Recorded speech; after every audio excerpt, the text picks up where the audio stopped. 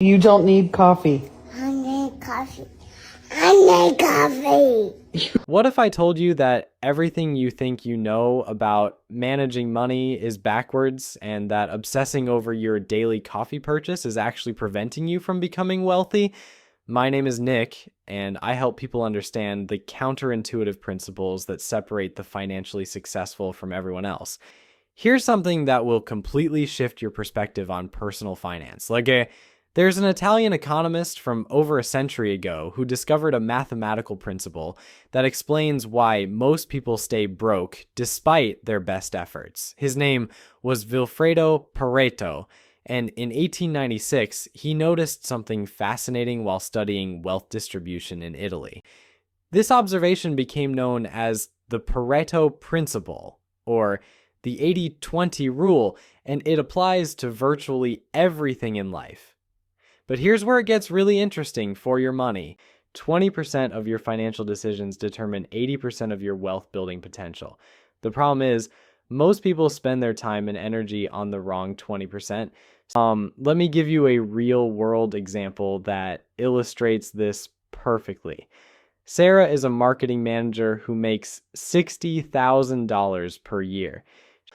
Meanwhile, her coworker James makes the same salary but approaches money completely differently.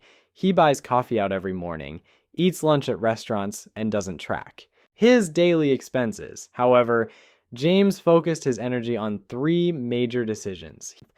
He sold his car with a $400 monthly payment and bought a reliable used vehicle with cash, and he negotiated a $10,000 raise by switching to a similar role at a different company.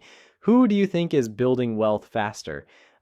James is saving over $1,000 more per month than Sarah, despite spending more on coffee and lunch. The difference isn't discipline or financial knowledge. It's understanding which decisions actually matter: housing, transportation, and income. The third major category is income, and this is where the 80-20 rule becomes really powerful. Most people spend zero time working on increasing their income and all their time trying to reduce expenses, but think about the mathematics here. If you make $50,000 per year, cutting expenses might save you a few thousand annually. Increasing your income by 20% adds $10,000 to your annual earnings, which is easier: finding ways to save $10,000 through expense reduction, or finding ways to earn an additional $10,000.